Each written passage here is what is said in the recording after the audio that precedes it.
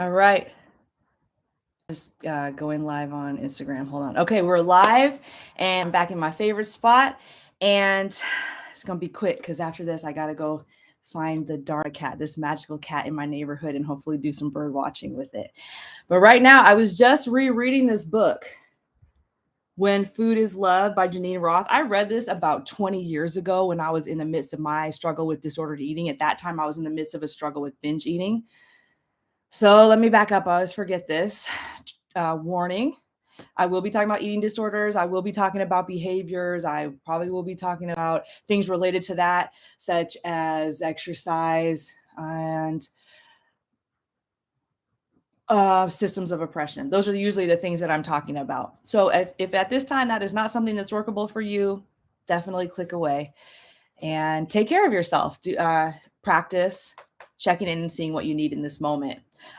Back to this book, When Food is Love. Now, Janine Roth, I think, is a very helpful author for folks who are just living a life. And it's very helpful for eating disorder recovery because she has also had her own experience with all the spectrum of behaviors within an eating disorder, from anorexia to binge eating, and I don't know about bulimia, but probably that too, because I know for myself, I didn't experience actual purging. However, I would purge through overexercise or every once in a while use laxatives. So I think that this is also very relatable. One thing to pay attention to, though, is that when she's writing this, I feel like she also is a little wrapped up in fat phobia. So that's something to pay attention to if you feel like that would be harmful and you not necessarily seeing it for what it is. It's really fused. This might Janine Roth might not be the best author for you. But what's interesting is what I'm noticing is as I'm reading this book,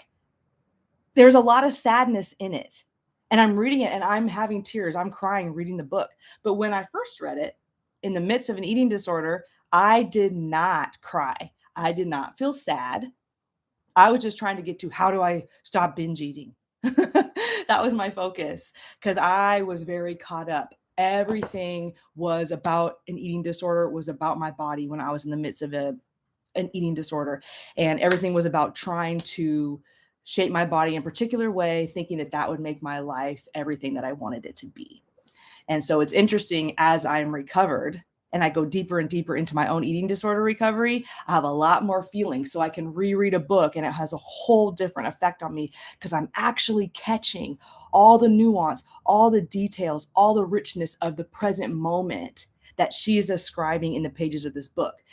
And that is what I want to talk about today, the importance of that in your own recovery from an eating disorder.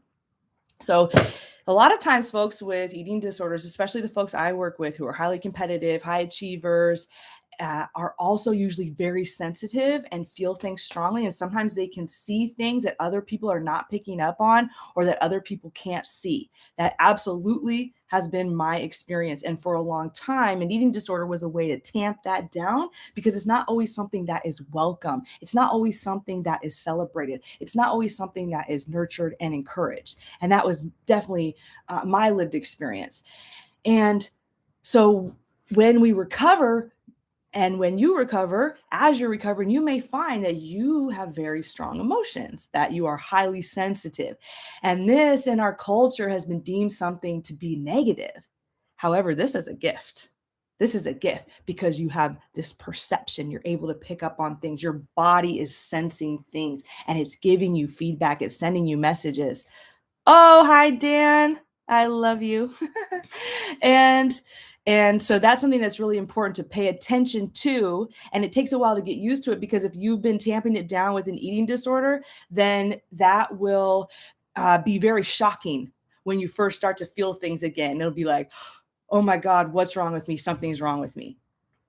When really it's just your natural gift of being able to feel things and being able to sense things and being able to pick up on things in between the cracks that maybe other people aren't necessarily seeing. This is the example I want to give. Yesterday, in a group that we were doing, that I was leading, We were talking about the present moment in eating disorder recovery.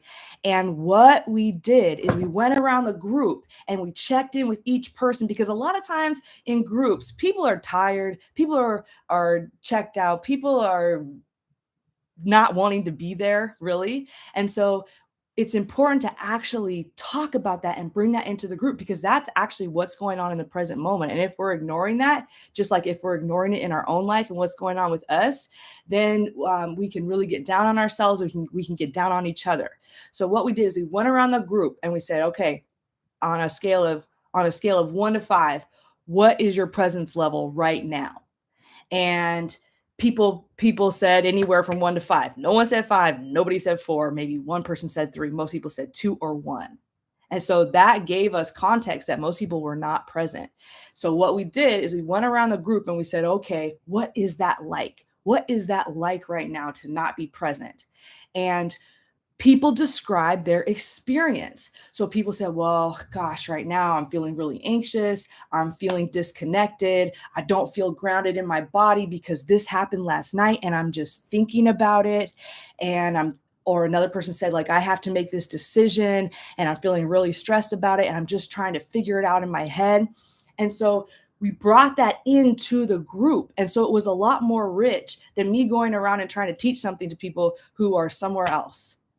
And the reason this is important is because when people said what was going on with them, then other people in the group could respond to that, provide feedback, provide empathy, validation, understanding, and compassion. And so people felt seen and cared for and connected. Now, as I'm saying this, if you're just watching this one-on-one, this doesn't just apply to groups. The importance of that is this. In eating disorder recovery, what can happen is you can be told, like, here's what you have to do, here's the steps, here's what recovery looks like, and do it.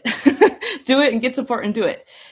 And then what happens is when you're not doing it and when it's not working out the way that it's planned, you can get really, really down on yourself. You can start to go into those self-limiting beliefs that may have contributed to the start of an eating disorder to begin with, such as like, I'm not good enough, or I'm not worthy, or I can't trust myself, or there's something wrong with me. A lot of those were mine. And there's other ones. Whatever yours is yours. And if things aren't going the way that recovery is supposed to look like, or what people are telling you to do to recover, or even what you think that you need to do to recover, because often it's just also our own expectations from what we've gathered from society about what we need to do in our lives. When it's not going that way, then we can really start to believe those beliefs strongly. Like I just said, the examples I just gave. So the importance of really tuning into the present moment and getting in tune with what is really going on right now is crucial in eating disorder recovery, because otherwise you will get fused with those self-limiting beliefs. And then how do you deal with the pain of those self-limiting beliefs? You go back into the behaviors of whatever you use in your eating disorder. And that can be different for everybody. So what I mean by this is you go right into the present moment. So let's say you're like, okay, I got to follow this meal plan. Let's say that's part of your eating disorder recovery plan. If you have a plan, I got to follow this meal plan. Well, then let's say you get off of the meal plan for some reason. And if you are not in the present moment and paying attention to what's going on, then here come the beliefs. Oh, it's because I'm not good enough. Oh, it's because I can never stick to anything. Oh, it's because I'm not consistent. I just don't deserve recovery. There's just something wrong with me and I just can't do it. And that's painful. And then in order to probably not feel the pain that brings up, maybe sadness, maybe shame, maybe anger, maybe disgust, confusion, there could be a whole host of feelings. Instead of feeling all of those, you get wrapped up in your thoughts of unworthiness or whatever the thoughts are, and then go to the eating disorder behavior. So an alternative is the present moment, which is, okay, I'm not following my meal plan for some reason today. And whatever that looks like, either you're eating something different, you're eating more, you're eating less, whatever it is. in that moment to check in. Okay, I'm not following this eating plan. What's going on? Let me get curious about it. And notice. And I'm just going to give an example. Your experience is your experience. I'm just making this up. I'm not following my plan. I just had this big quiz yesterday or test yesterday to get into this program I'm trying to get into. And I thought I was really prepared. I did all this studying, but then I didn't get enough sleep the night before. And when I went in, I felt really shaky and really nervous. And I started getting in my head and overthinking it because I was like, I really have to get into this program. And if I don't get into this program, all these things are going to happen. So you're going through and you're noticing, oh, okay, I see what's happening. I am lost in my thoughts about this particular program I'm trying to get into. I'm feeling a lot of pressure right now, and I'm having a hard time being present and eating right now because I am feeling a lot of anxiety. I am feeling, I don't know, whatever else the feeling might be. Fear, maybe it's fear, anxiety, uh, whatever the feelings are. And so I am in my head trying to um, I'm not sure, probably distract in that point, in that space, because I'm really scared about if I'm actually going to get into this program or not. And I have all these expectations of why I have to get into the program, because then it's going to put me on track to do this. This person's going to is going to be happy. My family is going to be happy. And then it's going to help me have access to this other opportunity, so on and so forth. So we can see in the moment that if you were to beat yourself up about, God, why can't I just follow this eating plan or whatever it is, you'd be missing all that's really happening. And in the meantime, fear and anxiety and whatever else are showing up in your body, and they're needing care and attention. However, you don't have access to that in the moment because you are believing thoughts and beliefs of unworthiness because you're not following a meal plan in that moment. So the takeaway from this, as far as it is concerned in eating disorder recovery, is that whatever your experience is, and this is unconditional, whatever your experience is, no conditions here. Whatever your experience is absolutely valid. There's a reason that is happening. And it's very important to pay attention to it and to give care to yourself through it. Pay attention to it, give care to yourself through it. This is the process of eating disorder recovery, because this is how you come back to yourself, come back to your body, where all of your wisdom is, where you will gain all of the signals that you need to get in order to know what to do and how to move in your life. This is the practice of coming back to your body to be able to pay attention to those signals. It is only through noticing what is happening in the present moment.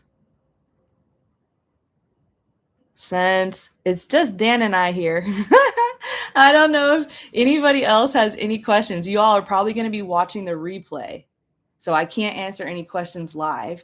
This is a difficult topic. I talk about it in peer counseling sessions, and it's very challenging, especially if you have been gaslit your whole life.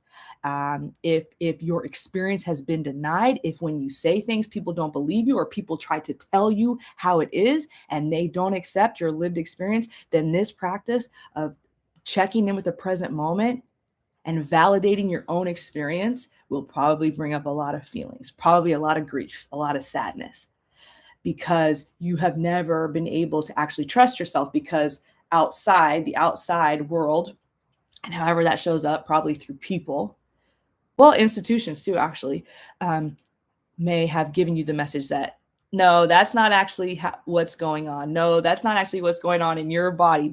Let me tell you. So somebody on the outside has told you. So this practice of coming back to your body can be very, very challenging and bring up a lot of feelings. So it's important to go slowly. It's important to be kind and compassionate, to build patience as you go through this process. It does not happen overnight. It's lifelong. We always can go deeper with it. So tune in to what's going on in the moment.